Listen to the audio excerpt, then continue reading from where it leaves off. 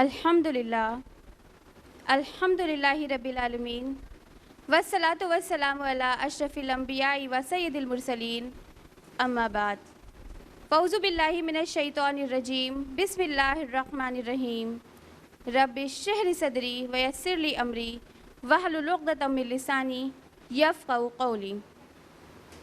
میں شائستہ آج کے اس پروگرام کی ہوسٹ آپ سبھی کا IRO کی جانب سے تہہ دل سے استقبال کرتی ہوں اس کلام کے ساتھ جو خود اللہ سبحانہ تعالیٰ نے ہمیں سکھایا، وہ کلام جو محبت میں اضافے کا باعث ہے، اور وہ کلام جس سے جنت میں ہمارا ویلکم کیا جائے گا انشاءاللہ۔ السلام علیکم ورحمۃ اللہ وبرکاتہ۔ معزز خواتین، آپ کا اس بابرکت محفل میں تشریف لانا، ہماری دعوت پر اپنے تمام اہم اور ضروری مصروفیات کو درکنار لگا کر یہاں موجود ہونا باعث قدر ہے۔ جیسا کہ آپ کے علم میں ہے کہ بحیثیت مسلمان ہماری ہر محفل کا آغاز اللہ سبحانہ تعالیٰ کے کلام سے ہوتا ہے۔ وہ رب، وہ اللہ سبحانہ تعالیٰ جس نے زمین و آسمان کو 6 دنوں میں پیدا کیا اور ہم پر نیلی چھت کو بغیر کسی ستون کے کھڑا کر دیا۔ رشک کرتا ہے فلک ایسی زمین پر اسد، جس پہ 2-4 گھڑی ذکر خدا ہوتا ہے۔ لہٰذا میں تلاوت قرآن اور اس کا اردو ترجمہ پیش کرنے کے لیے ڈیئر فریضہ آمنہ کو دعوت دیتی ہوں کہ وہ مائک پر آئیں۔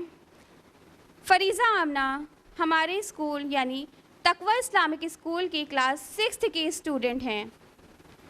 فریضہ ایک بہت ہی ہونہار اور ذہین اسٹوڈنٹ ہے۔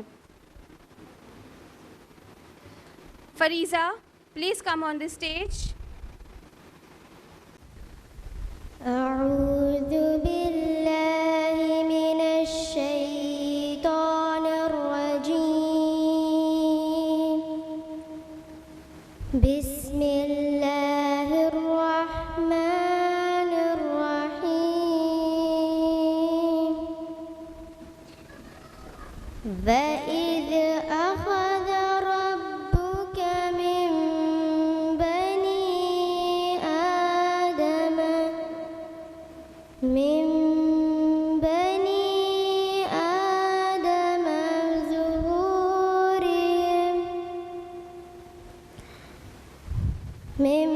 بني آدم ظهورهم ذريتهم وأشهدهم على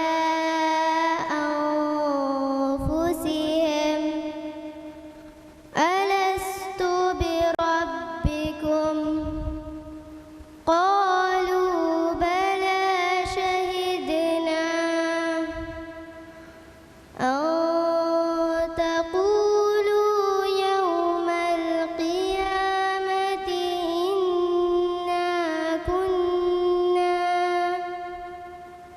إنا كنا عن هذا غافلين أو تقولوا إنما أشرك آباؤنا من قبل وكنا ذرية من بعدهم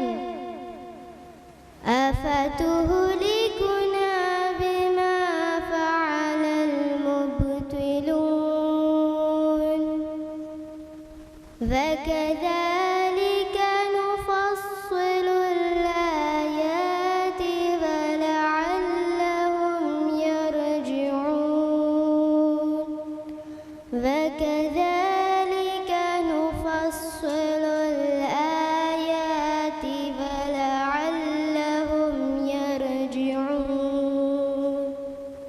صدق اللہ العظیم۔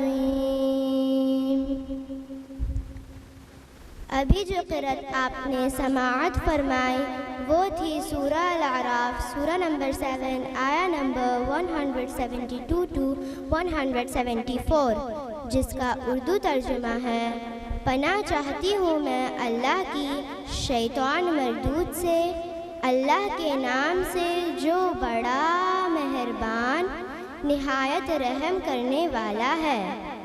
اور اے نبی، لوگوں کو یاد دلاؤ وہ وقت جب کہ تمہارے رب نے بنی آدم کی پشتوں سے ان کی نسل کو نکالا تھا اور انہیں خود ان پر گواہ بناتے ہوئے پوچھا تھا، کیا میں تمہارا رب نہیں ہوں؟ انہوں نے کہا، ضرور آپ ہی ہمارے رب ہیں اور ہم اس پر گواہی دیتے ہیں۔ یہ ہم نے اس لیے کیا کہ کہیں قیامت کے روز تم یہ نہ کہہ دو کہ ہم تو اس بات سے بے خبر تھے، یا یہ نہ کہنے لگو کہ شرک کی ابتدا تو ہمارے باپ دادا نے ہم سے پہلے کی تھی اور ہم تو ان کی نسل سے پیدا ہوئے۔ پھر کیا آپ ہمیں اس قصور میں پکڑتے ہیں جو غلط کار لوگوں نے کیا تھا؟ دیکھو، اس طرح سے ہم نشانیاں واضح طور پر پیش کرتے ہیں، اور اس لیے کرتے ہیں تاکہ یہ لوگ پلٹ آئیں۔ جزاکم اللہ خیراً کثیرا، والسلام علیکم ورحمۃ اللہ وبرکاتہ۔ جزاک اللہ خیر فریضہ، may اللہ سبحانہ تعالیٰ bless you۔ IERO یعنی Islamic educational and research organisation, جس کا مقصد اپنے رب اور رسول کے بتائے ہوئے وہ اسباق یاد کرانا اور وہ احکامات اپنے اذہان میں زندہ کرنا ہے جسے ہم اس فانی دنیا میں کھو کر بھول جاتے ہیں۔ ہماری آرگنائزیشن الگ الگ طرح سے پروگرامز آرگنائز کرتی ہے، جیسے ینگ گرلز کے لیے 1 ایئر کا اسپیشل تربیہ کلاسز، سمرز میں تجوید classes, Quranic Arabic classes, taekwondo classes, weekly basis پر درس قرآن اور درس حدیث ایوری فرائیڈے، اور منتھلی سیمینار جو کہ ہر منتھ کے فرسٹ سنڈے کو تقویٰ اسلامک اسکول کے آڈیٹوریم میں آرگنائز کیا جاتا ہے، تاکہ ہمارا تعلق ہمارے رب سے اسٹرانگ ہو سکے۔ اب ہم بڑھتے ہیں آج کے اس پروگرام کی جانب، جس کا ٹاپک ہے تعلیم سے تعمیر۔ آج ہم اور آپ مسلمانوں کے حالات سے واقف ہیں۔ اگر ہم اپنے حالات کا مشاہدہ کریں تو کیا حال ہے ہمارا؟ ہمیں ٹارگٹ کیا جا رہا ہے، ہم ایک آبجیکٹ بن کر رہ گئے ہیں، مسلمانوں کے لیے صرف نفرتیں رہ گئی ہیں۔ ہم نیوز میں دیکھتے ہیں، ٹرین میں، اسکول میں، کسی بھی شہر میں، کہیں بھی جو مسلمان مل رہے ہیں ان کے ساتھ کیسا سلوک کیا جا رہا ہے؟ صرف اور صرف انہیں ٹارگٹ بنایا جا رہا ہے، کیونکہ ہم نے کیا کیا؟ ہم نے علم کے دامن کو چھوڑ دیا، وہ بھی ابھی نہیں، بہت پہلے ہی چھوڑ چکے تھے۔ بہت پہلے ہم نے تو صرف کیا کیا؟ پیسے کمانے کو اپنا مقصد زندگی بنا لیا۔ ہم پیسہ کما رہے تھے اور پیسہ نہ ہمیں عزت دے پایا اور نہ تحفظ دے پایا، اور اب ہم خاموش تماشا بنے بیٹھے ہیں، وہ بھی کیا سوچ کر کہ اللہ کی مدد آئے گی۔ مطلب ہم مسلمانوں کو اپنے اعمال پر اتنا کانفیڈنٹ ہے کہ بنا کسی عملی جو ہم کر رہے ہیں بس جنرلی جو ہم کر رہے ہیں ان اعمال پر ہمیں اتنا کانفیڈنٹ ہے کہ بس اللہ کی مدد آئے گی، اور خاموش بیٹھے ہوئے ہیں۔ اور اللہ کی مدد تب تب آئے گی جب ہم اس علم کا دامن مضبوطی سے تھامیں گے جو حقیقی علم ہے، جسے ہمارے نبی صلی اللہ علیہ وسلم نے انٹروڈیوس کرایا اور جسے اسلاف نے فالو کر کے ہم تک پہنچایا۔ میں اس حقیقی علم کی بات کر رہی ہوں، اور اسی موضوع پر تفصیلی گفتگو کرنے کے لیے ہمارے درمیان موجود ہیں IRO کی جانب سے 2 اسپیکرز۔ ہماری پہلی اسپیکر ہیں سسٹر ام کلثوم۔ آپ IRO کی سینئر گروپ کی ممبر ہیں، آپ BCom کمپلیٹ کر چکی ہیں اور تقوی اسلامک اسکول میں اپنی سروسز پرووائڈ کر رہی ہیں۔ آپ کیلیگرافی اینڈ آرٹس میں ایکسپرٹ ہیں اور امر بالمعروف اور نہی عن المنکر کو پورا کرنے کی کوشش کر رہی ہیں۔ میں سسٹر ام کلثوم سے ریکویسٹ کرتی ہوں کہ وہ مائک پر آئیں اور اپنی گفتگو کا آغاز کریں۔ الحمدللہ رب العالمین والصلاة والسلام علی رسولہ الکریم وعلی آلہ واصحابہ اجمعین، اما بعد، اعوذ باللہ من الشیطان الرجیم، بسم اللہ الرحمن الرحیم، رب اشرح لی صدری ویسر لی امری واحلل عقدۃ من لسانی یفقہوا قولی۔ میری عزیز سامعات، السلام علیکم ورحمۃ اللہ وبرکاتہ۔ جیسا کہ آپ سبھی کو معلوم ہے، آج کے ہمارے پروگرام کا ٹاپک ہے تعلیم سے تعمیر۔ کیا اسلام کی نظر میں تعلیم کا مقصد خالص اللہ کی رضا ہے اور بس؟ اس میں کوئی دنیاوی رول نہیں، بلکہ اسلام کی نظر میں تعلیم کا اصل مقصد انسانی پیدائش کی منشا کو پورا کرنا، اچھے اخلاق سے آپ کا آراستہ ہونا اور دوسروں کو راہ حق پر لانا، اپنے علم کی روشنی سے جہل اور نادانی کے اندھیروں کو دور کرنا، نہ جاننے والوں کو سکھانا، بھولے بھٹکوں کو راہ دکھانا، حق کو پھیلانا اور باطل کو مٹانا ہے۔ مگر عام طور سے یہ خیال کیا جاتا ہے کہ مسلمان اسلام سے قبل لکھنا پڑھنا نہیں جانتے تھے، اسی لیے ان پڑھ یعنی امی کہلاتے تھے۔ لیکن یہ بات صحیح نہیں ہے، بلکہ زمانہ جاہلیت میں بھی لوگ لکھنا پڑھنا جانتے تھے۔ لیکن اس سے پہلے یہ بات واضح کر دینا ضروری ہے کہ مسلمانوں کو امیین کہنے کی وجہ کیا ہے۔ رسول اللہ صلی اللہ علیہ وسلم کی بعثت کے وقت عربوں میں 2 طرح کے لوگ تھے۔ فرسٹ گروپ آف جو پیپل تھا، انہیں اہل کتاب کہا جاتا تھا، جن میں یہود، نصارہ، مجوسی وغیرہ شامل تھے، جو کسی پیغمبر کو مانتے تھے اور ان پیغمبروں کو جو کتاب دی گئی تھی انہیں وہ تسلیم کرتے تھے۔ ان کے مقابلے میں دوسرا والا گروپ کتاب اور نبی سے بے خبر تھا۔ یہ والا گروپ فرسٹ والے گروپ کے مقابلے میں شدید ضلالت، گمراہی، کفر و شرک میں مبتلا تھا۔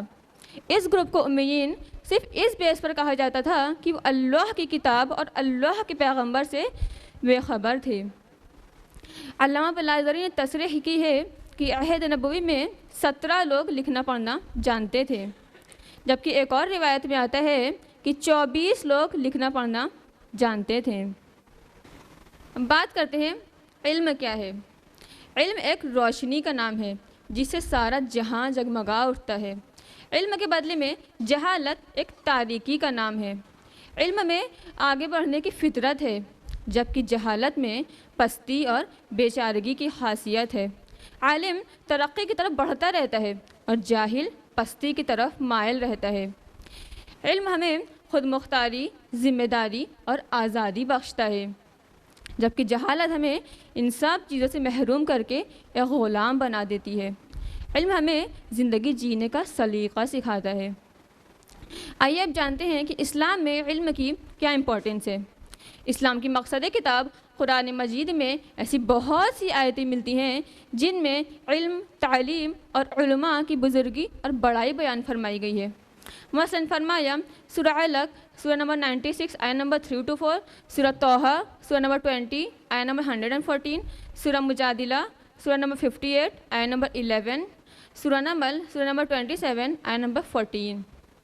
فرمایا سورہ مجادلہ سورہ نمبر 58 آیت نمبر 11 میں یرفع اللہ الذین آمنوا منکم والذین اوتوا العلم درجات، اللہ تم میں سے جو ایمان لائیں اور جنہیں علم دیا گیا ان کے درجے بلند کرے گا۔ حضرت ابن عباس رضی اللہ عنہ اس کی تفسیر میں لکھتے ہیں اور فرماتے ہیں علماء کو عام مسلمانوں پر 70 درجہ زیادہ فضیلت دی گئی ہے، اور ان 2 درجوں میں فرق سمجھانے کے لیے بتایا گیا ہے ہر 2 درجوں کے درمیان 500 سال کی مسافت کا فاصلہ ہے، اور علماء کو عام مسلمانوں پر کتنا درجہ فضیلت دی گئی ہے؟ 700 درجہ۔ سبحان اللہ۔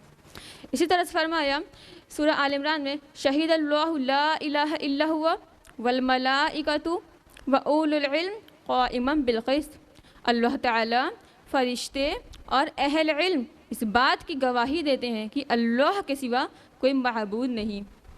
یہاں پر اللہ سبحانہ تعالیٰ نے سب سے پہلے اپنا نام لیا، پھر فرشتوں کا، پھر اپنے سے تیسرا درجہ کس کو عطا کیا؟ اہل علم کو، اور یہ اہل علم کے شرف و فضیلت کی ایک نشانی ہے۔ حدیث میں بھی علم اور تعلیم کی جانب سے بہت سی فضیلتیں ملتی ہیں۔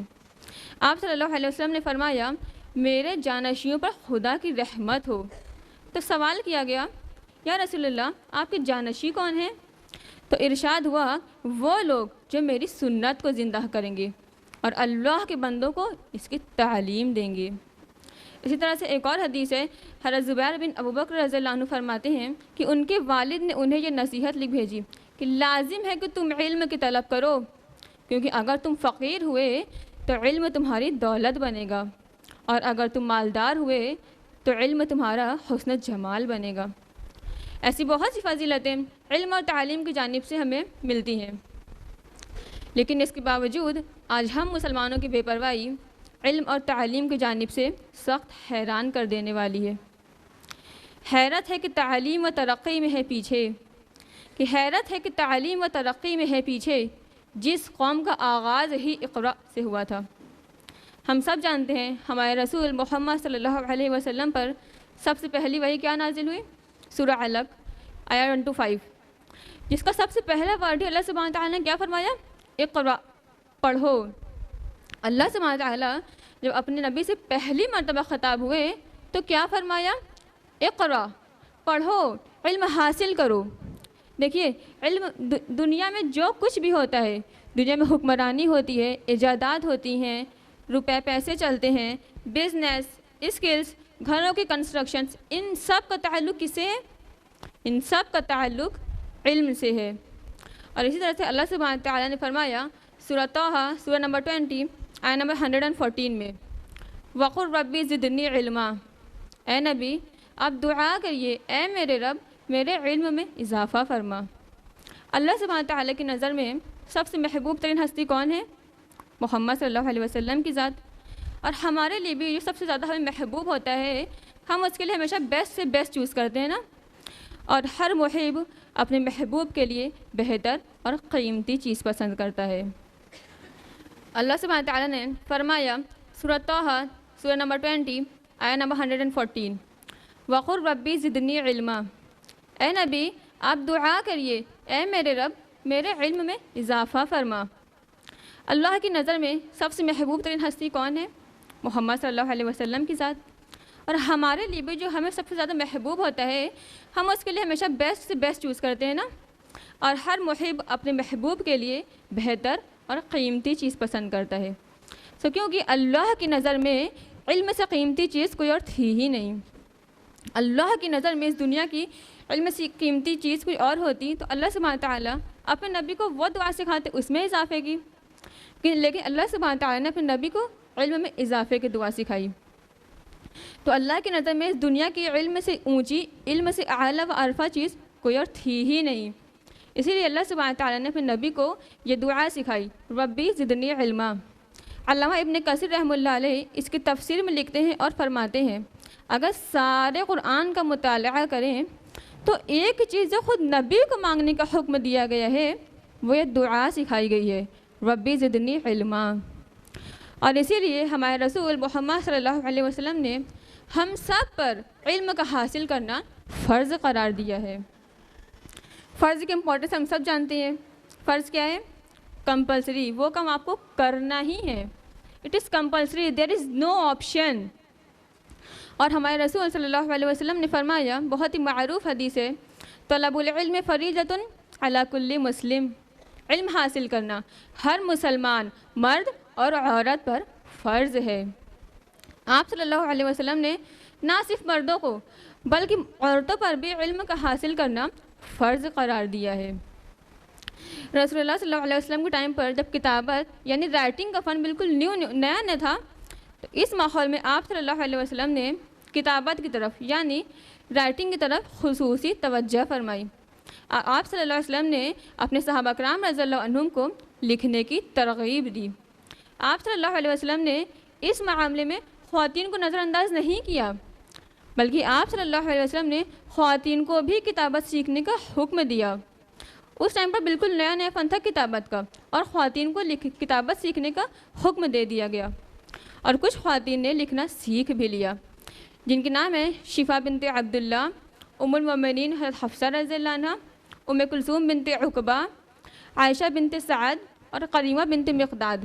یہ وہ خواتین ہیں جنہوں نے کتابت بالکل شروع میں ہی سیکھ لیا۔ ام المؤمنین حضرت عائشہ رضی اللہ عنہ وہ ایک خاتون اتنی زیادہ تعلیم یافتہ تھیں کہ 12,210 حدیث صرف حضرت عائشہ رضی اللہ عنہ سے مروی ہے۔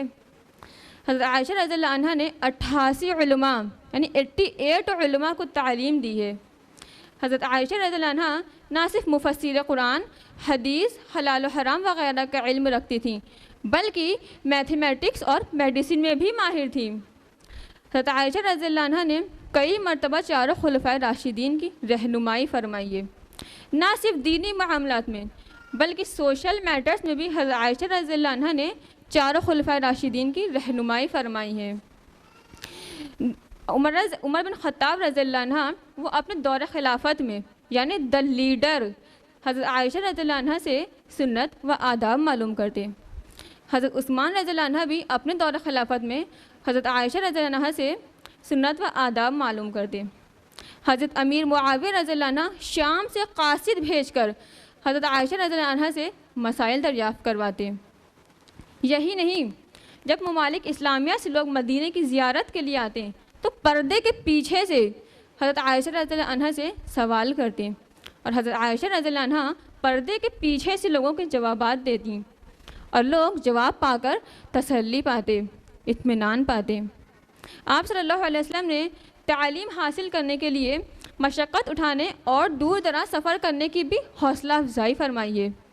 آپ صلی اللہ علیہ وسلم نے فرمایا، جو شخص تعلیم حاصل کرنے کے لیے سفر کرتا ہے، اللہ اس کے لیے جنت کا راستہ آسان کر دیتا ہے۔ رسول اللہ صلی اللہ علیہ وسلم نے اپنے صحابی حضرت زید بن ثابت رضی اللہ عنہ کو حکم دیا کہ وہ عیسائیوں کے پاس جا کر ان کی زبان سریانی و عبرانی سیکھے، لہٰذا انہوں نے عیسائیوں کے پاس جا کر ان کی زبان سیکھی۔ آپ صلی اللہ علیہ وسلم نے ہمیں صرف تعلیم حاصل کرنے تک محدود نہیں رکھا، بلکہ آپ صلی اللہ علیہ وسلم نے تعلیم کو پھیلانے کا حکم دیا۔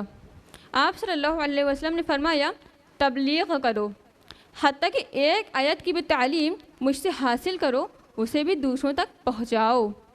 اور ایک موقع پر آپ صلی اللہ علیہ وسلم نے فرمایا، اللہ تر و تازہ رکھے اس بندے کو جو میری تعلیم کو سنتا ہے، اسے محفوظ رکھتا ہے اور صحیح دوسروں تک پہنچاتا ہے۔ آپ صلی اللہ علیہ وسلم کی نظر میں تعلیم کی اتنی اہمیت تھی کہ انہوں نے اپنے زمانے کے قیدیوں تک کو اس سے محروم نہیں رکھا۔ قیدیوں کے ساتھ کہاں پر اچھا سلوک کیا جاتا ہے؟ کہیں پر بھی نہیں، اور خاص طور پر ان قیدیوں کے ساتھ جو کسی جنگ میں قید کیے گئے ہوں۔ لیکن ہمارے رسول صلی اللہ علیہ وسلم نے قیدیوں کے ساتھ بہتر انسانی سلوک کرنے کا حکم دیا۔ آپ صلی اللہ علیہ وسلم نے صحابہ کرام رضی اللہ عنہم کو حکم دیا کہ قیدیوں کے ساتھ بہتر سلوک کریں۔ آپ صلی اللہ علیہ وسلم نے فرمایا صحابہ کرام رضی اللہ عنہم سے کہ اپنے بھائی کو تعلیم دو، انہیں قرآن سکھاؤ اور انہیں آزاد کر دو۔ اور یہ روایت خود ایک قیدی کی ہے جن کا نام عمرو بن وہب تھا۔ یہ آپ صلی اللہ علیہ وسلم اور ان کے صحابہ کرام رضی اللہ عنہم کے بدترین دشمن تھے، اور بعد میں انہوں نے اسلام قبول کر لیا۔ آپ صلی اللہ علیہ وسلم میں تعلیم کو نہ صرف عام کرنے کی ترغیب دی، بلکہ جو شخص تعلیم نہیں دیتا انہیں سزا دینے کی تجویز فرمائی۔ آپ صلی اللہ علیہ وسلم نے فرمایا، بعض لوگوں کو کیا ہو گیا ہے کہ وہ اپنے بھائی کو نہ علم کی تعلیم دیتے ہیں، نہ حکمت سکھاتے ہیں، نہ نصیحت کرتے ہیں، نہ بھلائی کا حکم دیتے ہیں، نہ برائیوں سے روکتے ہیں۔ اور بعض لوگوں کو کیا ہو گیا ہے کہ اپنے پڑوسیوں سے علم و حکمت حاصل کرتے ہیں، نہ نصیحت قبول کرتے ہیں۔ اللہ کی قسم، لوگ ضرور اپنے پڑوسیوں سے علم و حکمت سیکھتے رہیں، نصیحت قبول کرتے رہیں، بھلائی کا حکم اور برائی سے روکتے رہیں، اور لوگ ضرور اپنے پڑوسیوں سے علم و حکمت حاصل کرتے رہیں اور نصیحت قبول کرتے رہیں، ورنہ میں دنیا ہی میں سخت سزا دوں گا۔ رسول اللہ صلی اللہ علیہ وسلم کی ہجرت سے پہلے انصار نے جب اسلام قبول کیا تو 12 لوگ تھے۔ ان کی تعلیم و تربیت کے لیے آپ صلی اللہ علیہ وسلم نے مصعب بن عمیر رضی اللہ عنہ کو مدینہ بھیجا۔ مصعب بن عمیر رضی اللہ عنہ کی دعوت و تبلیغ نے ایسی تعلیم دی 1 سال میں، جب دوسرا سال حج کو آیا تو جو لوگ 12 لوگ گئے تھے مدینہ، اب 12 سے بڑھ کر کتنے ہو گئے؟ 72 ہو گئے، اور آپ صلی اللہ علیہ وسلم سے بعید ہوئے۔ رسول اللہ صلی اللہ علیہ وسلم نے تعلیم کو عام کرنے کی ترغیب دی، اور اسی فریضے کو انجام دیتے ہوئے آئیے جانتے ہیں صحابہ کرام رضی اللہ عنہم نے اپنے دور خلافت میں کیا کیا۔ دور خلفائے راشدین میں کتنے ہی ملک فتح ہوئے، عراق، ایران، شام، فلسطین اور بہت سارے۔ تو جیسے جیسے فتوحات بڑھتی گئی ویسے ویسے مسلمان آگے بڑھتے گئے اور لوگوں کو تعلیم دیتے گئے۔ جب بھی کوئی ملک فتح ہوتا تو وہاں کے جو لیڈر ہوتے ہیں وہ فائنینشیل سسٹم کا انتظام کرتے، اور ساتھ ہی ساتھ ایجوکیشنل سسٹم کا بھی انتظام کیا جاتا۔ وہاں پر علماء اور فقہا مقرر کیے جاتے ہیں کہ وہ لوگوں کو تعلیم دیں۔ تو اسی طرح سے مسلمانوں نے تعلیم کو عام کیا، اور پھر بڑی بڑی اسلامک یونیورسٹیز قائم ہوئیں، اور انہی اسلامک یونیورسٹیز سے دنیا بھر کے لوگ علم حاصل کرنے آتے ہیں۔ انہی اسلامک یونیورسٹیز نے نہ صرف قرآن و حدیث کے مفسرین، علماء اور فقہا پیدا کیے، بلکہ کچھ سائنس کے ایسے ایکسپرٹس نکلے جنہیں آج ہم ریسرچرز، ایسٹرونامرز، میتھمیٹیشینز اور سائنٹسٹ کے نام سے جانتے ہیں، جن کی رائٹ کی ہوئی بکس جیسے maths, science, space science, biology, astronomy آج بھی تقریباً دنیا کی تمام یونیورسٹیز کی لائبریریز میں موجود ہے، اور دن بدن تحقیق کے بدولت ان میں اضافہ ہوتا رہتا ہے، جن کے نیم ہیں محمد بن موسیٰ الخوازمی۔ یہ ہیں محمد بن موسیٰ الخوازمی۔ انہوں نے عربک نمبرنگ 0 to 9 انٹروڈیوس کی۔ آج ہم 0 to 9 عربک نمبرنگ پڑھتے ہیں، پوری دنیا میں اس کا یوز ہو رہا ہے، یہ الخوازمی کی ہی دین ہے۔ اس سے پہلے جو نمبر سسٹم تھے وہ بہت ہی زیادہ ٹف تھے، لیکن الخوازمی نے 0 to 9 انٹروڈیوس کر کے کیلکولیشن بالکل ایزی کر دیا ہے۔ اسی طرح سے عمر خیام، یہ بھی ایک گریٹ میتھمیٹیشین تھے۔ یہ ایک میتھمیٹیشین کے ساتھ ساتھ فلاسفر اور طبیب بھی تھے۔ اب بات کرتے ہیں عباس ابن فرناس کی۔ انہوں نے پہلا گلائڈر بنایا ہے۔ آج ہم فرسٹ انوینٹر کس کو جانتے ہیں؟ لیونارڈو دا ونچی کو، ہے نا؟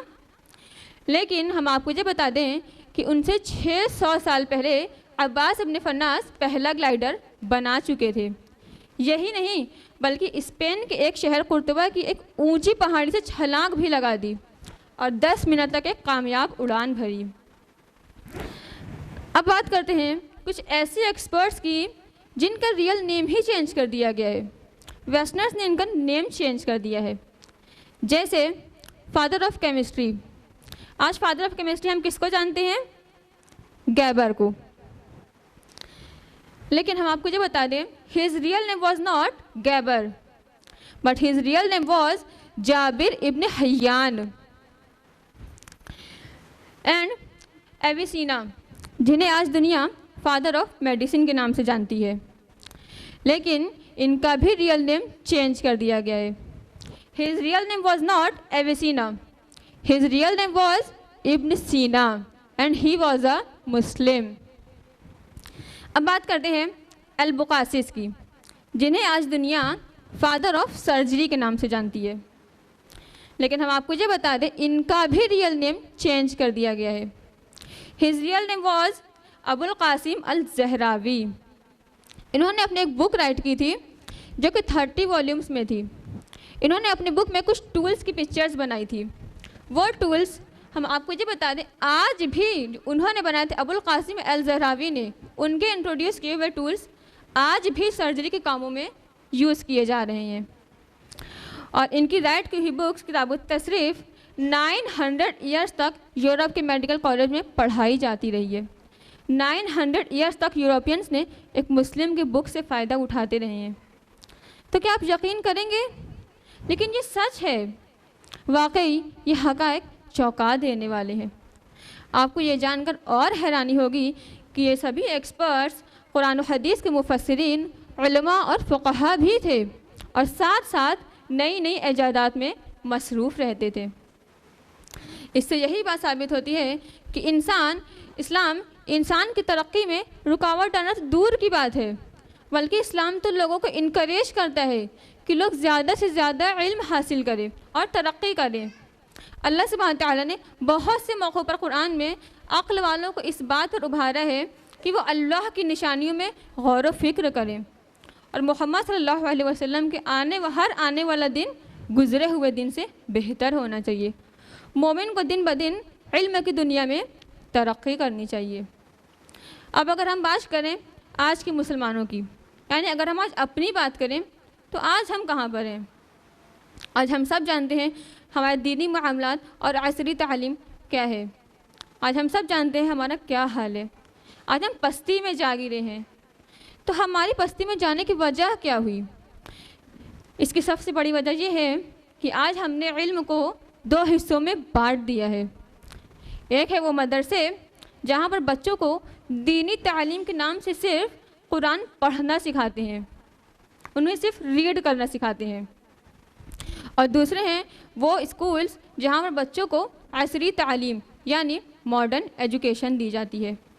ہم آپ کو یہ بتا دیں رسول اللہ صلی اللہ علیہ وسلم کے ٹائم پر ایک ہی اسکول میں مارننگ میں فجر کے بعد بچوں کو دینی تعلیم دی جاتی تھی, اور دینی تعلیم کے نام سے وہاں پر قرآن و حدیث کا مطالعہ ہوتا تھا, اور سیکنڈ میٹنگ میں عصری تعلیم یعنی ماڈرن ایجوکیشن دی جاتی تھی.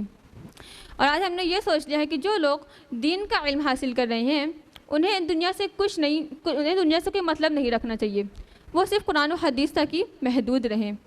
اور جو لوگ بڑے بڑے اسکولس میں پڑھ رہے ہیں, بڑے بڑے سائنٹیفک انسٹیٹیوٹ سے پڑھ رہے ہیں, یہ لوگ دنیا کے بارے میں سب کچھ جانیں, انہیں دنیا سے اویئر ہونا چاہیے.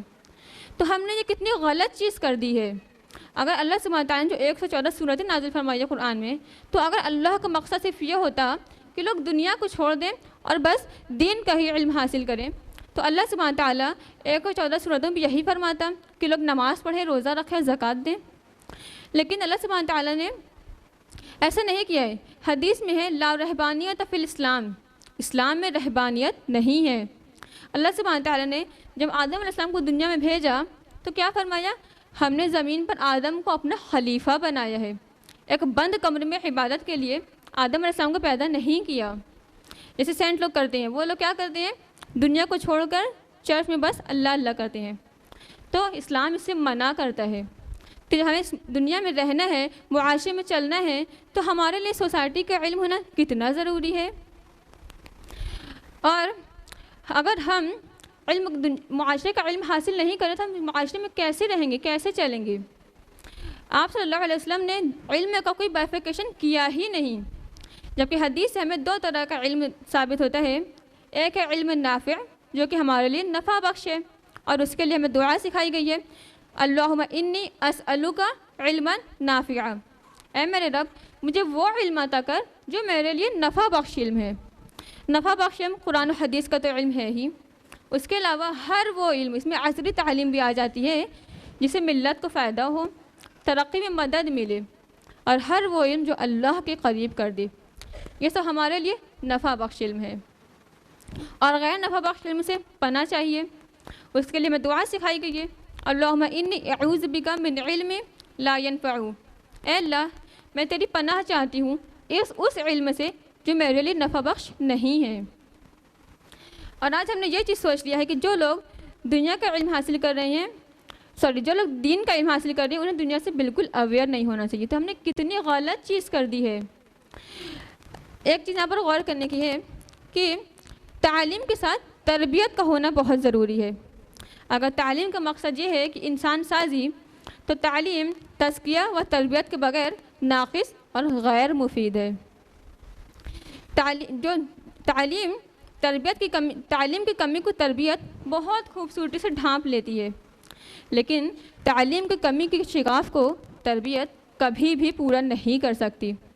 اس کا اگزامپل سمجھیے، جو لالٹین ہوتا ہے، اوپر شیشہ لگا ہوتا ہے نا، اگر وہ پورا بلیک ہو جائے تو کیا وہ روشنی دے گا؟ وہ روشنی دے گا ہی نہیں، حالانکہ اس کی لو کتنی ہی بڑھا دی جائے وہ روشنی دے گا ہی نہیں۔ اسی طرح سے انسانی دل بھی ہے، دلوں کی تطہیر نہ کی جائے، نفس کا تزکیہ نہ کیا جائے تو تعلیم غیر مؤثر ہو جائے گی، اور بعض اوقات اس کا الٹا اثر ہونے لگے گا۔ جیسے آج کے ڈاکٹرز کو دیکھیے، ڈاکٹرز کا کام کیا ہے؟ انسان کی جان کو بچانا۔ میڈیسن کے ذریعے انسان کی جان کو بچایا جا سکتا ہے اور معاشرے کی بہترین خدمات انجام دی جا سکتی ہے، لیکن آج کچھ مادہ پرست ڈاکٹرز پیشنٹ کی مجبوری کا فائدہ اٹھاتے ہیں۔ پیشنٹ سے کمیشنز لینا، فیک میڈیسنز، اب تو حال ہی کی نیوز ہے کہ پیشنٹ کو فیک بلڈز دیے جا رہے تھے، مدر وومس میں پل رہے بچوں کو دواؤں کے ذریعے ختم کرنا، پیشنٹس کی باڈی آرگنس کو بیچنا، یہ سب آج نئی بات نہیں رہ گئی ہے۔ اور یہ کام کون کر رہا ہے؟ یہ کام وہ ڈاکٹرز کر رہے ہیں جنہیں اعلیٰ تعلیم یافتہ اور محترم سمجھا جاتا ہے۔ تو تعلیم تو انسان سازی کا ذریعہ تھی، لیکن عصری تعلیم نے بے حیائی، فحاشی، کبر و غرور اور مفاد پرستی کا بازار گرم کر دیا ہے۔ جو تعلیم انسان کو انسان بنانے کا ذریعہ تھی، اسی تعلیم نے آج انسان کو حیوان بنا دیا ہے۔ اسی لیے تعلیم کے ساتھ تربیت کا ہونا بہت ضروری ہے، تاکہ تعلیم انسان کے لیے مفید بن جائے۔ تعلیم کی کمی کو تربیت بڑی خوبصورتی سے ڈھانپ لیتی ہے، لیکن تربیت کی کمی کے شگاف کو تعلیم کبھی بھی پورا نہیں کر سکتی۔ اب ہم اپنے لیکچر کا اختتام ایک دعا کے ساتھ کرنا چاہیں گے، جس سے یہ بات صاف واضح ہو جائے گی کہ اسلام ایک ایسا دین ہے جو نہ صرف ہماری آخرت سنوارنے بلکہ ہماری دنیا اور آخرت دونوں سنوارنے اور بہتر بنانے کے لیے آیا ہے۔ وہ دعا ہے، ربنا آتنا فی الدنیا حسنہ وفی الآخرۃ حسنہ وقنا عذاب النار۔ اے میرے رب، مجھے دنیا میں بھی بھلائی عطا کر اور مجھے آخرت میں بھی بھلائی عطا کر اور مجھے آگ کے عذاب سے بچا لے۔ آمین۔ وآخر دعوانا الحمد للہ رب العالمین، والسلام علیکم ورحمۃ اللہ وبرکاتہ۔ جزاک اللہ خیر سسٹر ام کلثوم نے ہمیں بہت ہی خوبصورتی سے تعلیم کی اہمیت سے واقف کرایا، اور ساتھ ہی ساتھ یہ بھی بتایا کہ مسلم سائنٹسٹ نے سائنس کی فیلڈ میں کتنا اہم کردار ادا کیا ہے۔ اگر ہم نے دینی اور دنیاوی علم کو علیحدہ نہ کیا ہوتا تو آج ہم بھی ترقی کے اسی معیار پر ہوتے جہاں صحابہ اور ہمارے اسلاف فائز تھے۔ جس طرح لوہا دیکھا ہے آپ لوگوں نے، آئرن، لوہا ابتدائی دور میں اپنی بالکل پیور دھات ہوتا ہے، لیکن جیسے جیسے ٹائم گزرتا ہے اس پہ زنک آ جاتا ہے۔ زنک دیکھا ہے نا، زنک آ جاتا ہے، لیکن جب ہم اس لوہے پر سے زنک کو صاف کر دیتے ہیں تو لوہا پھر سے نکھر جاتا ہے، یعنی اپنی اصل شکل میں، اپنی پیور شکل میں واپس آ جاتا ہے۔ بالکل ویسے ہی ہمارا کردار، یعنی اگر ہمارے کردار پر زنک یعنی کہ اگر بگاڑ آ جائے تو اس زنک کو، اس بگاڑ کو دور کرنے کا، ختم کرنے کا جو واحد طریقہ ہے وہ ہے تعلیم۔ یعنی اسی تعلیم کا استعمال کر کے ہم اپنے کردار کو پھر سے تابناک اور کامیاب بنا سکتے ہیں انشاءاللہ۔ ہماری تعلیم اتنی عمدہ تھی، اس کے باوجود ہمارا یہ حال کیسے ہو گیا؟ اس پر مزید روشنی ڈالنے کے لیے ہمارے درمیان موجود ہیں سسٹر انسا مرتضیٰ۔ سسٹر انسا IERO کی ممبر ہونے کے ساتھ ساتھ تقوی اسلامک اسکول میں ٹیچر بھی ہیں۔ سسٹر انسا لاسٹ ایئر ہی ٹریننگ کلاس مکمل کر کے آج ہمارے درمیان ایز اے اسپیکر موجود ہیں، الحمدللہ۔ آج آپ کا ویری فرسٹ لیکچر ہے، she is science graduate and pursuing BEd۔ آپ ٹیکنیکلی بھی IERO کو سپورٹ کرتی ہیں۔ سسٹر انسا دعوت کی فیلڈ میں آئیں اور سیکھنے کے ساتھ ہی ساتھ آپ خدمت خلق کا بہترین جذبہ رکھتی ہیں۔ میں سسٹر انسا سے ریکویسٹ کرتی ہوں کہ وہ اسٹیج پر آئیں اور اپنے قیمتی خیالات ہمارے ساتھ پیش کریں۔ الحمد للہ نزل الفرقان علی عبدہ لیکون للعالمین نذیرا والصلاة والسلام علی اشرف الانبیاء والمرسلین وعلی آلہ واصحابہ اجمعین، اما بعد فاعوذ باللہ من الشیطان الرجیم، بسم اللہ الرحمن الرحیم، رب اشرح لی صدری ویسر لی امری واحلل عقدۃ من لسانی یفقہوا قولی۔ معزز خواتین، السلام علیکم ورحمۃ اللہ وبرکاتہ۔ سسٹر ام کلثوم کی ٹاک سے ہمیں اس بات کا تو اندازہ ہو ہی گیا ہوگا کہ ہماری زندگی میں تعلیم کی اہمیت کیا ہے۔ ہم نے جانا کہ کیسے یہ علم ہمیں ممتاز بناتا ہے، کیسے ہمارا نالجبل ہونا ہمیں ناول کر دیتا ہے۔ تو آئیے جانتے ہیں کہ کیسے اس کریکٹ نالج کی بنیاد پر ہم دنیا کو لیڈ کر سکتے ہیں، کیسے سوسائٹی میں انقلاب برپا کر سکتے ہیں۔ سب سے پہلے اللہ کی خلافت قائم کرنے کے لیے جس ہستی کا انتخاب اللہ تعالیٰ نے کیا وہ کون تھے؟ حضرت آدم علیہ السلام۔ لیکن خلافت دینے سے پہلے اللہ تعالیٰ نے ان کا امتحان لیا، اور وہ امتحان علم کا امتحان تھا، اور ہمارے ابا یعنی کہ آدم علیہ السلام اس امتحان میں کامیاب ہوئے۔ اور سورہ بقرہ کی آیت نمبر 30 to 34 کی روشنی میں ہمیں یہ معلوم ہوتا ہے کہ یہ علم ہی تھا جس نے آدم علیہ السلام کو اتنا اسپیشل کر دیا کہ تمام فرشتوں کو حکم ہوا کہ وہ آدم علیہ السلام کو سجدہ کریں۔ اور تاریخ گواہ ہے، جب تک مسلمان اس علم کے معاملے میں ترقی یافتہ رہے، یعنی علمی غلبہ ہمارا رہا، تو دنیا کی قیادت بھی ہمارے ہی ہاتھوں میں تھی۔ اور جب مسلمانوں نے اپنی توجہ علم، قرآن و سنت سے ہٹا کر دنیا پہ مرکوز کر لی، یعنی ان کے دلوں میں دنیا کی محبت نے جگہ لے لی، تو علمی زوال کے ساتھ ہمارا سیاسی زوال بھی شروع ہو گیا۔ ایک سب سے اہم وجہ امت مسلمہ کے زوال کی یہ بنی کہ ہم نے تعلیم کو تقسیم کر دیا کہ یہ دینی علوم ہے اور یہ دنیاوی علوم، جبکہ قرآن کی 1000 سے بھی زیادہ آیات سائنس پر مشتمل ہیں، جس کا نتیجہ ہم دور حاضر میں بھی بھگت رہے ہیں۔ آج ہم بحیثیت قوم ذلیل و خوار ہو کر رہ گئے ہیں۔ آج دنیا کے ہر خطے میں مسلمان پروزیکیوٹ کیا جا رہا ہے، پھر چاہے وہ سیریا ہو، فلسطین ہو، میانمار ہو، چائنا ہو یا پھر ہندوستان۔ یہ سلسلہ تب شروع ہوا جب 1258 میں چنگیز خان اور ہلاکو خان نے بغداد کی دیگر جامعات کو تباہ و برباد کر دیا۔ بغداد کی مشہور library the Baghdad house of wisdom کو جلا دیا گیا، اور تاتاریوں اور صلیبیوں نے بھی چاروں اور سے مسلمانوں پر حملہ کر دیا۔ جبکہ 15th to 16th سی میں مسلمانوں کی 3 مین پاور تھیں: سلطنت مغلیہ ہندوستان میں، سلطنت صفویہ ایران میں، اور خلافت عثمانیہ ترکی میں۔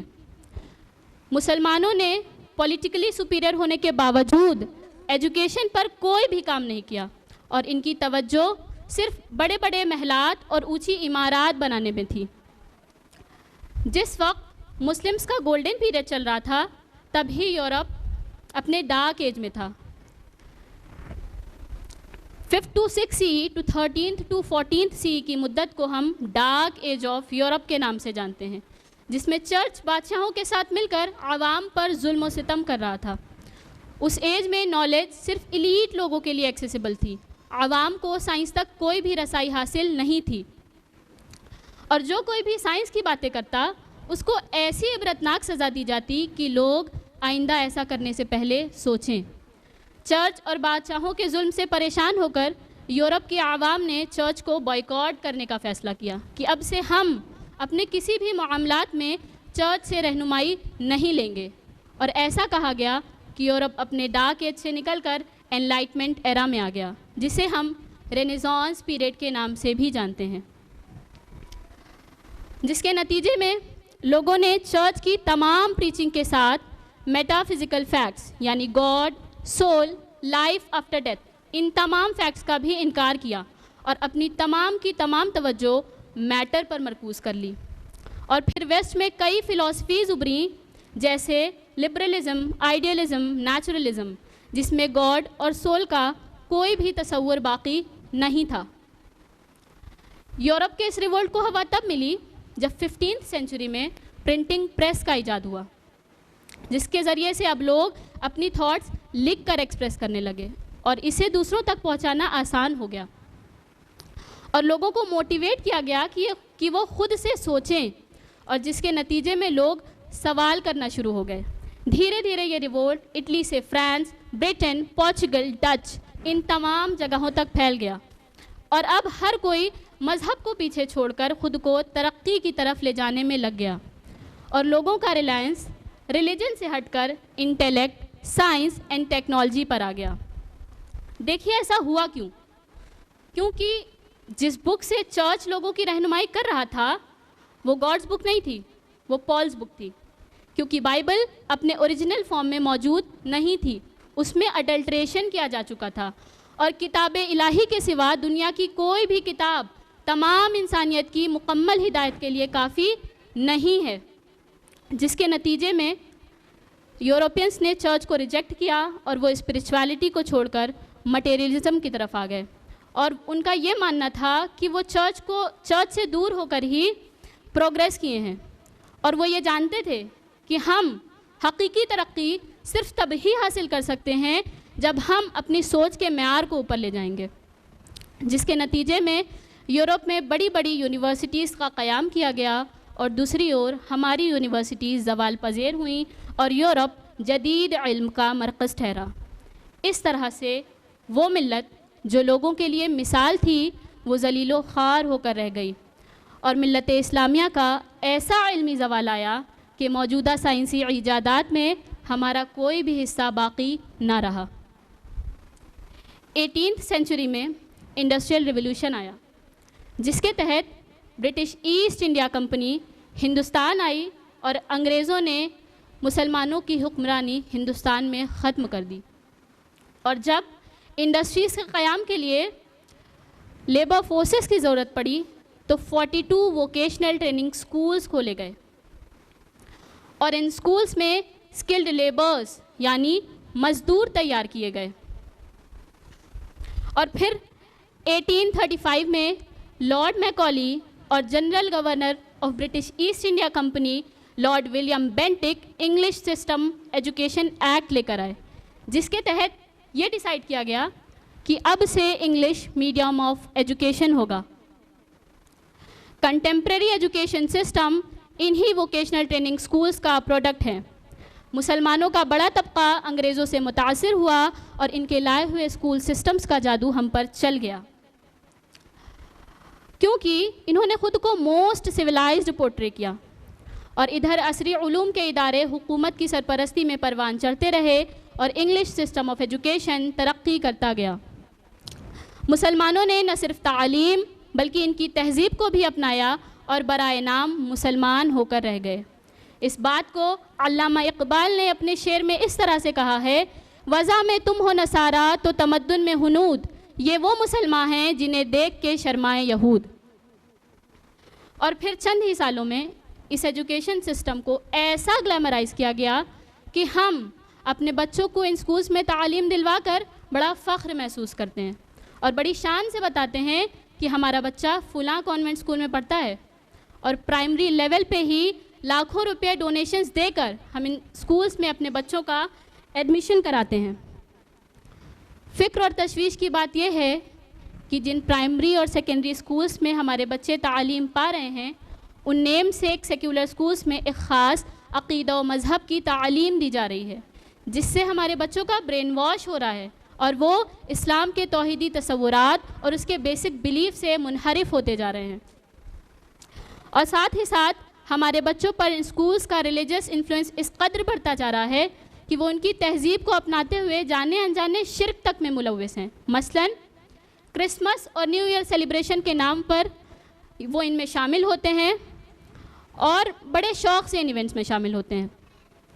یہ ایونٹس سال کے سب سے بڑے ایونٹ ہوتے ہیں، ان ایونٹس میں بہت انویسٹمنٹ کی جاتی ہے، باقاعدہ کوریوگرافرز ہائر کیے جاتے ہیں اور مہنگے مہنگے پراپس یوز کیے جاتے ہیں، اور ہمارے بچے بڑے شوق سے ان ایونٹس میں شامل ہوتے ہیں بغیر اس کی حقیقت کو جانے۔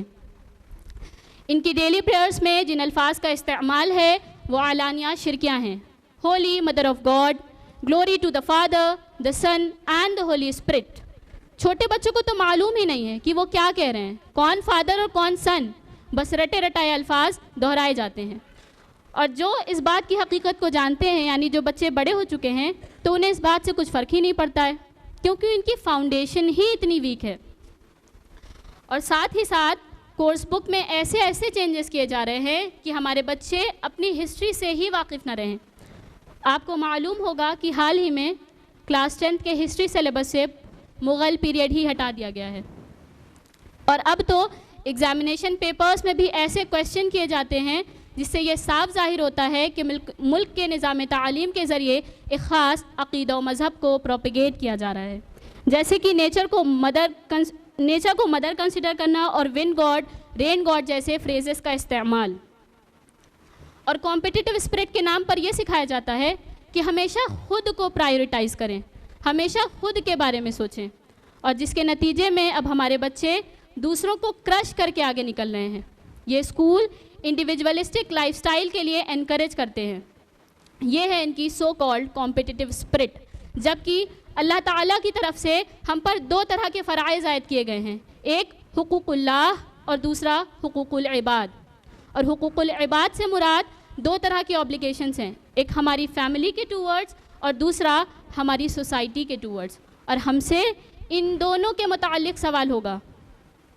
اور جب اسکول بچوں کو سیلف سینٹرڈ ہونا سکھائیں گے تو کیسے ہمارے بچوں کے اندر فیلنگ آف ایمپیتھی ڈیولپ ہوگی، کیسے یہ بچے دوسروں کے درد کو سمجھیں گے۔ ان سکولز میں یہ سکھایا جاتا ہے کہ ہمیشہ اپنی نیڈز کو سیٹسفائی کریں، خود نمبر 1 پہ آئیں اور خوب پیسہ جمع کریں، اور پھر یہ بچے اسپریچویلٹی کو چھوڑ کر مٹیریلزم کی طرف بڑھے، اور مال جمع کرنے میں ہمارے بچے ایک میکینیکل لائف لیڈ کر رہے ہیں، اور نمبر 1 پہ آنے کے لیے یہ بچے کب مزدور بن جاتے ہیں انہیں پتہ تک نہیں چلتا۔ اسکولز کا مقصد تو لیڈرز بنانا تھا، مزدور بنانا نہیں۔ جب شروع سے ہی بچوں کو یہ تعلیم دی جائیں گی تو کیسے اسکول سے لیڈرز نکلیں گے؟ وہ تو مزدور ہی بنیں گے نا۔ کیسے وہ رسول اللہ صلی اللہ علیہ وسلم کے فوٹ سٹیپس کو فالو کریں گے؟ کیسے وہ حضرت ابو بکر صدیق کی طرح ہمبل اور سچے ہوں گے؟ کیسے ہمارے بچے عمر فاروق کی طرح انصاف کو قائم کریں گے؟ کیسے وہ حضرت علی کی طرح کریجیس بن پائیں گے؟ جب اسکولز کے ساتھ ساتھ والدین بھی بچوں کو یہی بتانے لگ جائیں تو کیوں نہ یہ بچے اپنے اصل مقصد سے غافل ہوں۔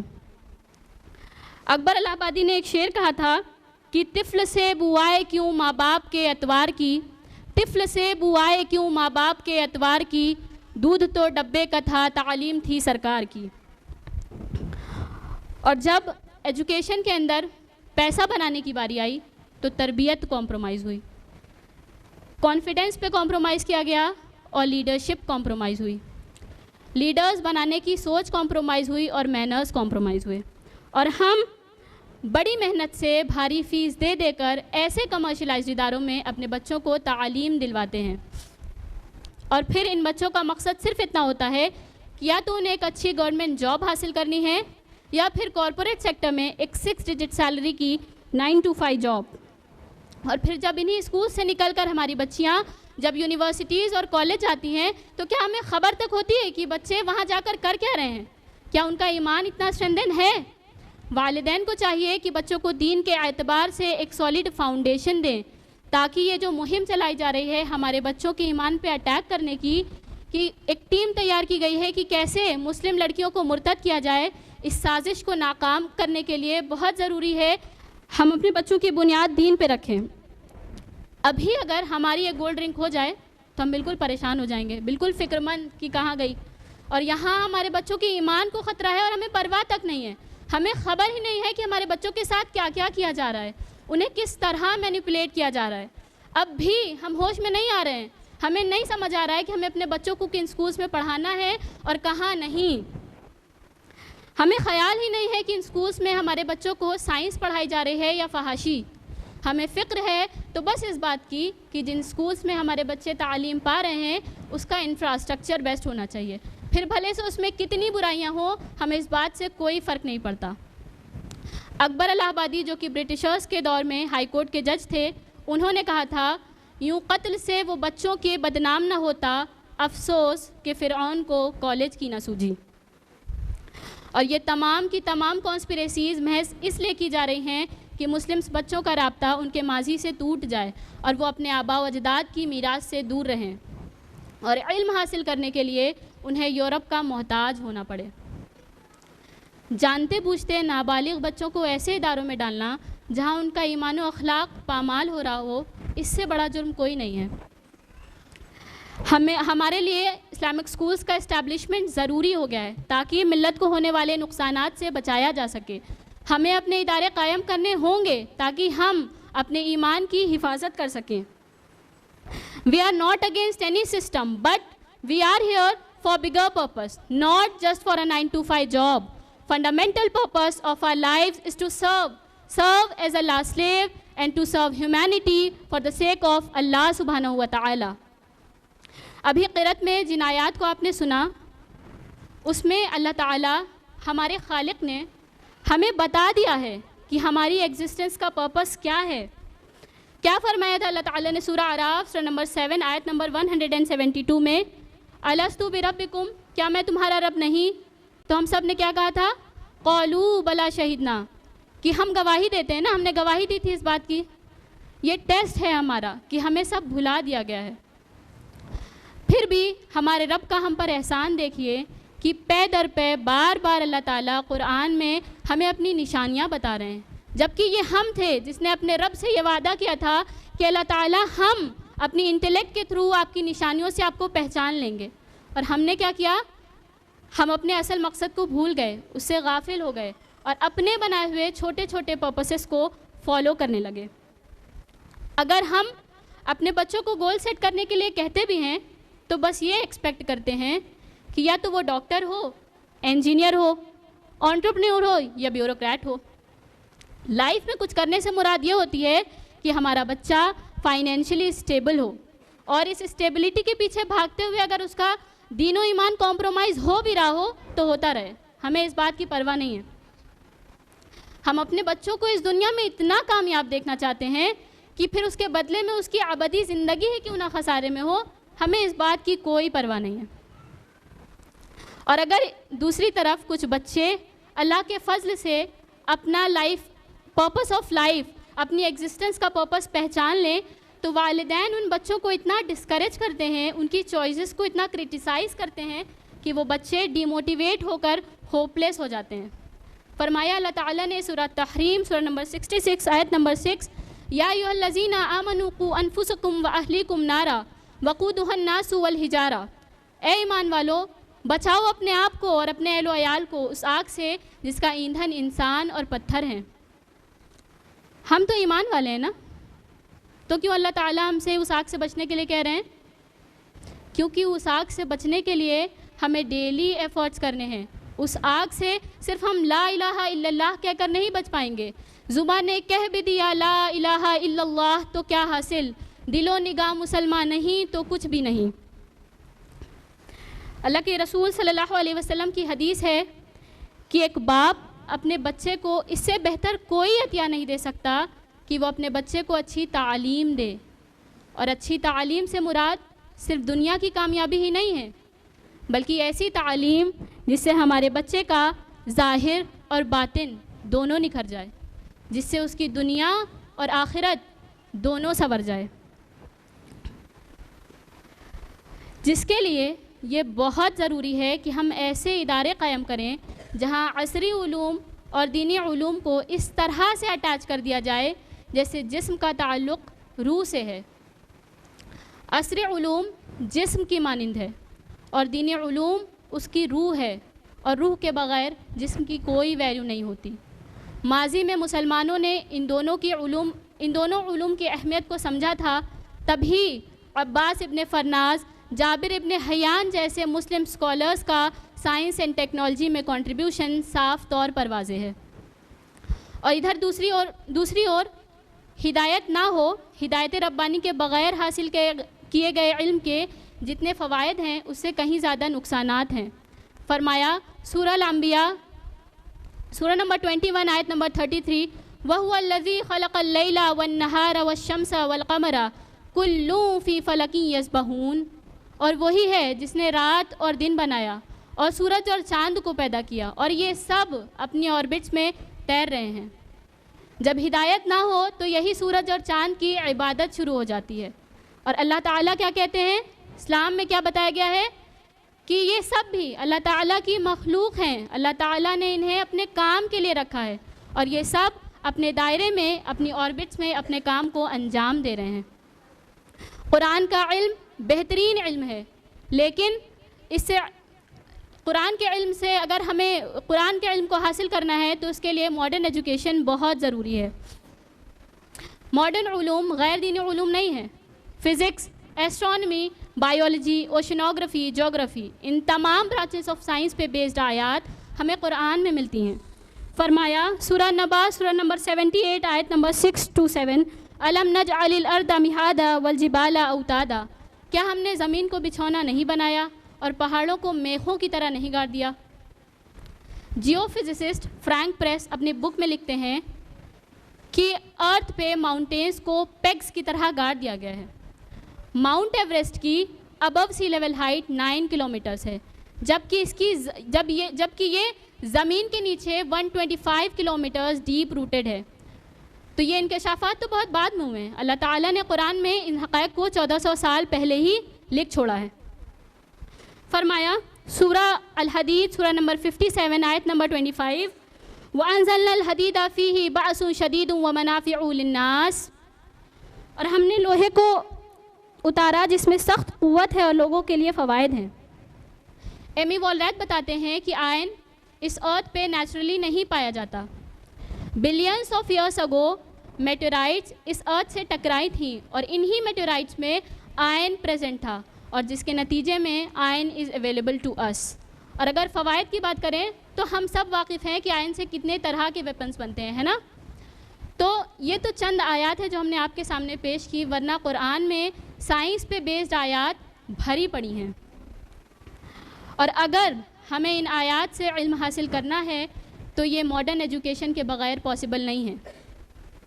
یاد رکھیے کسی بھی علم کو حاصل کرنے کا پہلا زینہ غور و فکر ہے. نیوٹن نے کیا کیا تھا؟ جب پیڑ سے سیب گرا تھا تو اس نے غور ہی کیا تھا نا، سوچا تھا. محض اس سوچ کی بنا پہ اس نے لا آف گریویٹیشن نکال لیا.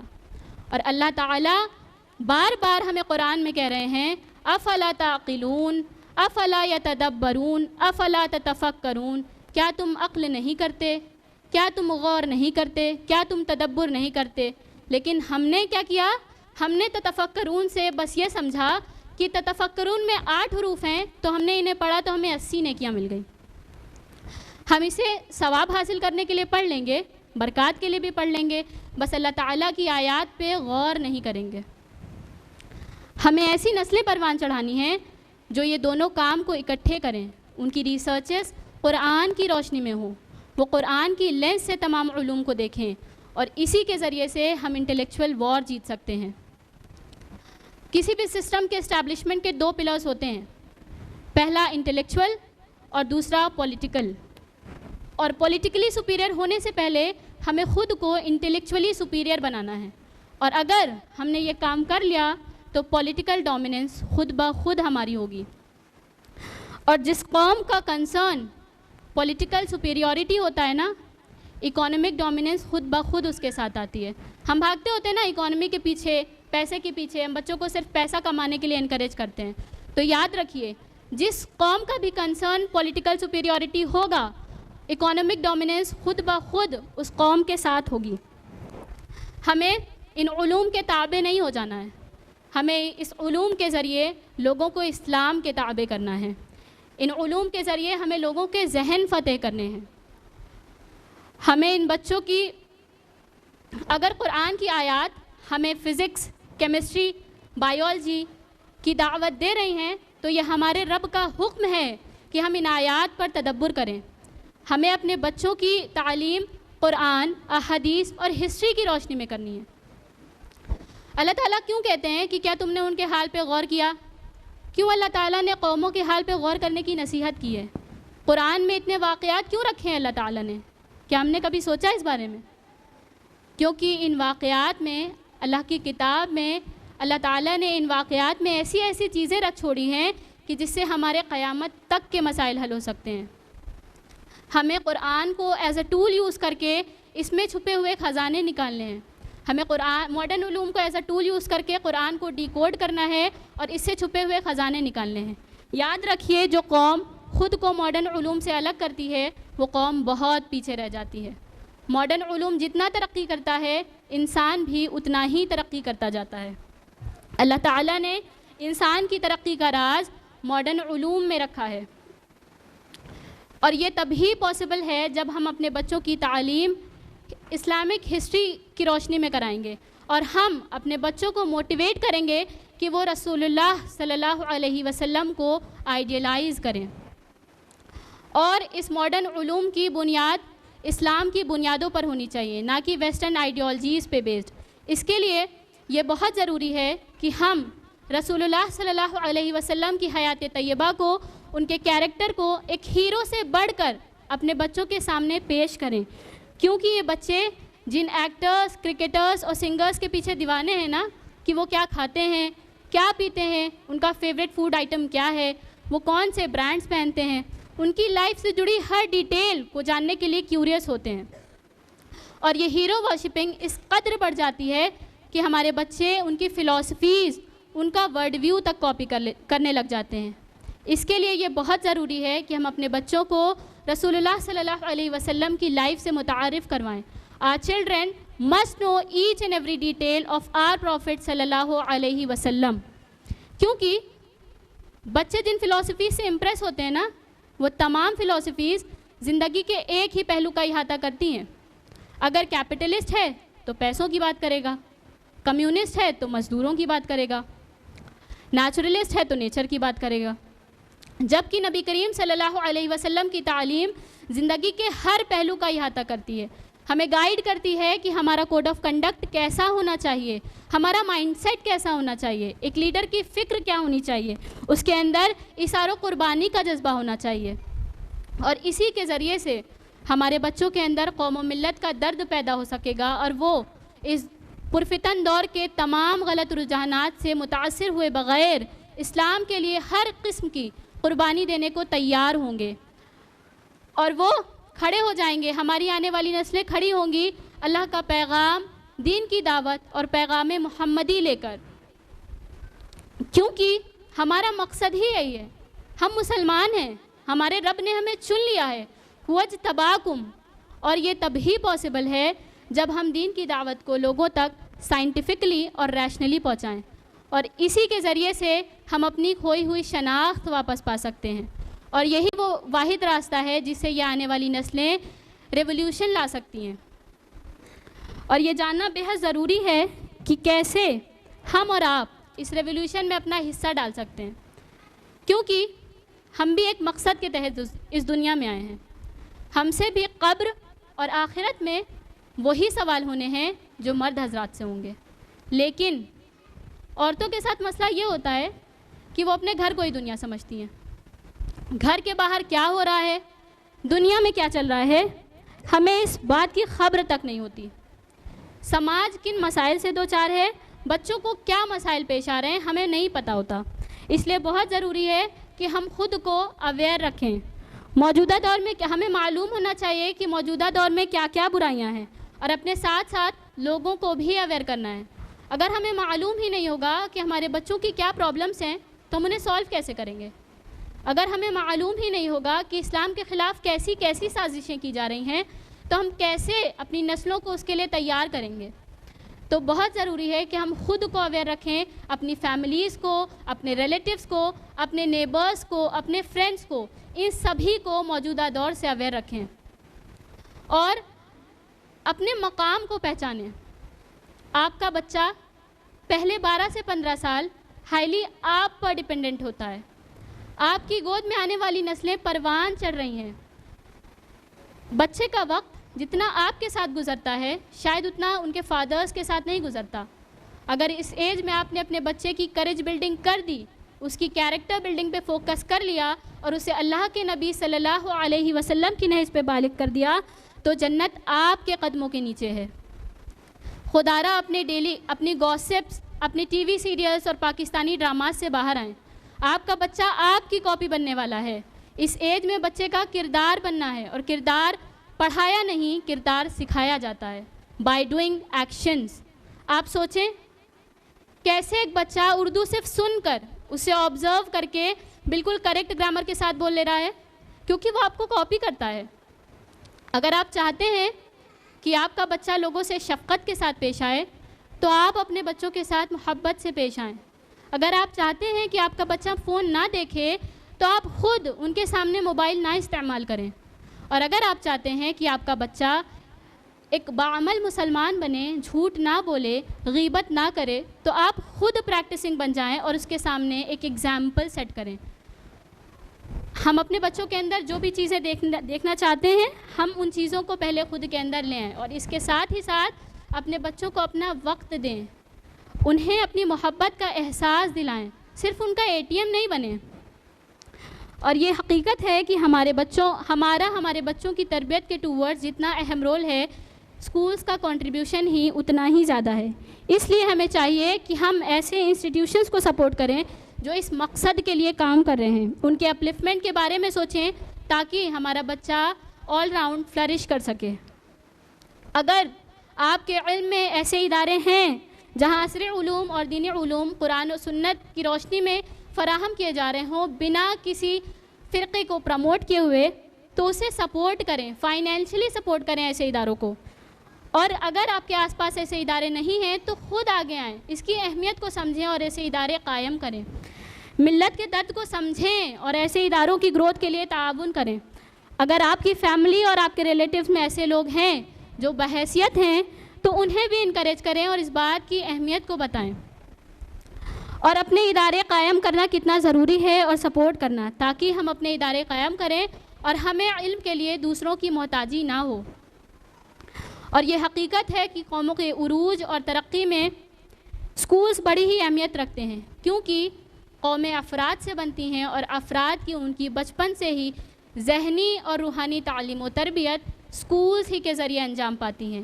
تو اگر اسکولز پاکیزہ ذہنی اور روحانی تعلیم و تربیت کی درسگاہ ہوں گے تو ہی انشاءاللہ ان سے ایسی ریولوشنری قوم تیار ہوگی جو سوسائٹی سے تمام برائیوں کو دور کرے گی، سوسائٹی سے تمام ایونٹس کو ایریڈیکیٹ کر دے گی اور آنے والی نسلوں کو انکریج کرے گی، انفلوئنس کرے گی، اور انشاءاللہ یہی بچے ورلڈ لیڈرز بنیں گے اور انہی کے تھرو حق اسٹیبلش ہوگا، اور یہ بچے سوسائٹی میں امن و انصاف قائم کریں گے انشاءاللہ۔ Last but not the least, ہمیں اللہ تعالیٰ سے خوب دعا کرنی ہے کہ اللہ تعالیٰ ہمارے بچوں کو اس پرفتن دور میں محفوظ رکھے، ان کے ایمان کو سلامت رکھے اور انہیں ہدایت نصیب کرے اور انہیں ایک باعمل مسلمان بنا دے، آمین۔ اور ساتھ ہی ساتھ اپنی دعاؤں میں ملت کو بھی یاد رکھیے کہ اللہ تعالیٰ ملت اسلامیہ کی حفاظت کرے اور اللہ تعالیٰ ملت اسلامیہ کو متحد کر دے، آمین یا رب العالمین۔ اب میں اپنی گفتگو کا اختتام قرآن کی اس آیت سے کرنا چاہوں گی۔ فرمایا سورہ آل عمران سورہ نمبر 3 آیت 139، وَلَا تَهِنُوا وَلَا تَحْزَنُوا وَأَنْتُمُ الْأَعْلَوْنَ إِن كُنتُم مُؤْمِنِينَ، اور تم ہمت نہ ہارو اور غم نہ کرو، تم ہی غالب آؤ گے اگر تم مومن ہو۔ وآخر دعوانا ان الحمد للہ رب العالمین، والسلام علیکم ورحمۃ اللہ وبرکاتہ۔ جزاک اللہ خیر سسٹر۔ سسٹر انسا نے ہمیں بہت ہی پیارے انداز میں امت کے اپلفمنٹ کا طریقہ بتایا. تاریخ گواہ ہے کہ کوئی بھی قوم ہمیشہ کے لیے ترقی یافتہ یا ترقی پذیر نہیں رہی ہے. وہ قوم جو پستی میں تھی اس نے اپنی غلطیوں پر غور و فکر کیا اور سبب تلاشا، اور وہ یہ سمجھ گئے کہ تعلیم ہی وہ واحد ذریعہ ہے جس سے وہ ترقی کر سکتے ہیں. آج بھلے ہی ہم پستی میں ہیں لیکن نا امید نہیں ہیں، مایوس نہیں ہیں. ہم تعلیم کو ایز اے ٹول یوز کر سکتے ہیں تاکہ ہم جنریشن آف لیڈرز تیار کر سکیں انشاءاللہ. Now I would like to call the students of Taqwa Islamic School from class 10th, Asma Sheikh, Talia Nafis, Tuba Shamim and Zubia Fatma to come on the stage and present a beautiful nasheed before us. ہم بدلیں گے تقدیر، کیا خوب ہے تدبیر. ہم بدلیں گے تقدیر، کیا خوب ہے تدبیر. تعلیم سے تعمیر، تعلیم سے تعمیر، تعمیر تعمیر تعلیم سے تعمیر. عنوان نبوت ہے محبوب خدا کا بھی، اقرا ہے سبق پہلا یہ غار حرا کا بھی. عنوان نبوت ہے محبوب خدا کا بھی، اقرا ہے سبق پہلا یہ غار حرا کا بھی. امت کے لیے تنویر، امت کے لیے تنویر. ہم بدلیں گے تقدیر، کیا خوب ہے تدبیر. ہم بدلیں گے تقدیر، کیا خوب ہے تدبیر. تعلیم سے تعمیر، تعلیم سے تعمیر، تعمیر تعمیر تعلیم سے تعمیر. سب علم کرو حاصل فرمان پیمبر ہے، لازم ہے اطاعت جو دربان پیمبر ہے. سب علم کرو حاصل فرمان پیمبر ہے، لازم ہے اطاعت جو دربان پیمبر ہے. انسان کی ہے توقیر، انسان کی ہے توقیر. ہم بدلیں گے تقدیر، کیا خوب ہے تدبیر. ہم بدلیں گے تقدیر، کیا خوب ہے تدبیر. تعلیم سے تعمیر، تعلیم سے تعمیر، تعمیر تعمیر تعلیم سے تعمیر. تہذیب کے بانی ہم دنیا کے ہیں مہمان، آئین جہاں بانی اسلام کا ہے شاہکار. تہذیب کے بانی ہم دنیا کے ہیں مہمان، آئین جہاں بانی اسلام کا ہے شاہکار. تاریخ کی ہے تحریر، تاریخ کی ہے تحریر. ہم بدلیں گے تقدیر، کیا خوب ہے تدبیر. ہم بدلیں گے تقدیر، کیا خوب ہے تدبیر. تعلیم سے تعمیر، تعلیم سے تعمیر، تعمیر تعمیر تعلیم سے تعمیر. سینوں میں بھریں گے ہم ہر علم ہنر کا نور، چمکیں گے افق پر ہم اندھیارے ہوں گے دور.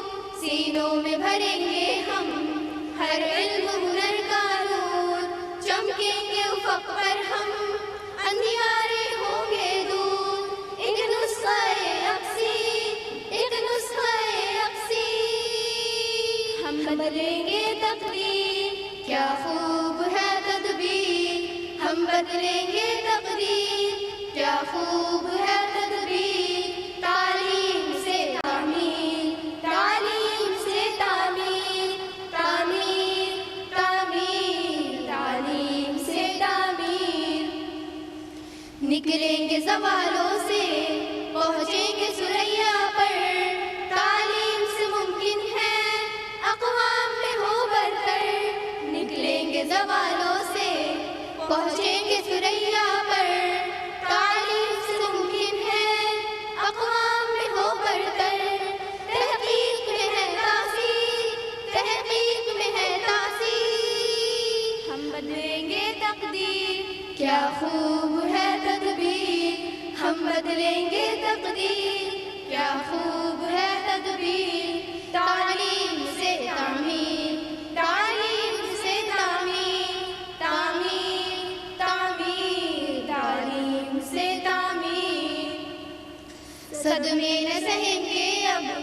ذلت کے عظیمت کے عظمت کے فسانے ہو ہم رنگ حقیقت کے صدمے نہ سہیں گے اب ذلت کے عظیمت کے عظمت کے فسانے ہو ہم رنگ حقیقت کے خوابوں کو ملے تعبیر خوابوں کو ملے تعبیر ہم بدلیں گے تقدیر کیا خوب ہے تدبیر ہم بدلیں گے تقدیر کیا خوب ہے تدبیر تعلیم سے تعمیر تعلیم سے تعمیر تعمیر تعمیر تعلیم سے تعمیر افضال تمنا ہم یہ سوخت جانوں کی برباد تباہ نہ ہو شاہین جوانوں کی افضال تمنا ہم یہ سوخت جانوں کی برباد تباہ نہ ہو شاہین جوانوں کی ہر منزل ہو تسخیر ہر منزل ہو تسخیر ہم بدلیں گے تقدیر کیا خوب ہے تدبیر ہم بدلیں گے تقدیر کیا خوب ہے تدبیر تعلیم سے تعمیر تعلیم سے تعمیر تعمیر تعمیر تعلیم سے تعمیر جزاکم اللہ خیرا والسلام علیکم ورحمۃ اللہ وبرکاتہ. جزاکم اللہ خیرن کثیرہ سسٹرز. May Allah سبحانہ تعالیٰ bless you all. حاضرین محفل، آئیے آپ اور ہم مل کر یہ پختہ ارادہ کر لیں کہ آج سے بلکہ ابھی سے ہم تعلیم پر ورک کریں گے انشاءاللہ، تاکہ ہم حقیقی کامیابی حاصل کر سکیں. اسی کے ساتھ ہم شکر ادا کرتے ہیں اللہ سبحانہ تعالیٰ کا، جس کی مدد کے بغیر پروگرام کی کامیابی ناممکن تھی. میں شکر ادا کرتی ہوں آج کے دونوں اسپیکرز کا، آپ تمام خواتین کا. اسی کے ساتھ ہی ہمارے پروگرام کا اختتام ہوتا ہے. سبحانک اللہم و بحمدک نشہد ان لا الہ الا انت نستغفرک واتوب الیک وآخر دعوانا ان الحمد للہ رب العالمین. والسلام علیکم ورحمۃ اللہ وبرکاتہ.